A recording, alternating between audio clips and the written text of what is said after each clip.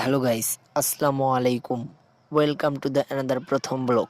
আজকের এই ভিডিওতে আপনাদেরকে সচেতনামূলক একটি ভিডিও নিয়ে এসেছি। অনেক সময় দেখা যায় গ্রামে গ্রামে ঘুরে অনেক হকাররা মুরগির বাচ্চা বিক্রি করে। আসলে গ্রামে যে হকাররা মুরগির বাচ্চা বিক্রি করে এগুলো আসলে রং করা বেশিরভাগই। আর এগুলোকে তারা টাইগার, সোনালী বা বিভিন্ন জাতের মুরগি হিসেবে বাজারজাত করে। আসলে এগুলো কক মুরগি বা ব্রয়লার মুরগির ভেতর থেকে বাছাই করা যেগুলো সিগারেটের বাচ্চা, এই বাচ্চাগুলো তারা গ্রামে হকারি করে বিক্রি করেন। ঠিক এরকমটাই হয়েছে আমার এক মামার।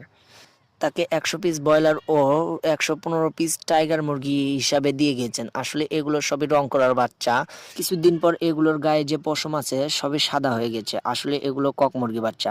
আশা করি সকলেই বুঝে গিয়েছেন গ্রামে যারা মুরগির বাচ্চা বিক্রি করে এগুলো আসলে কক মুরগির বাচ্চা।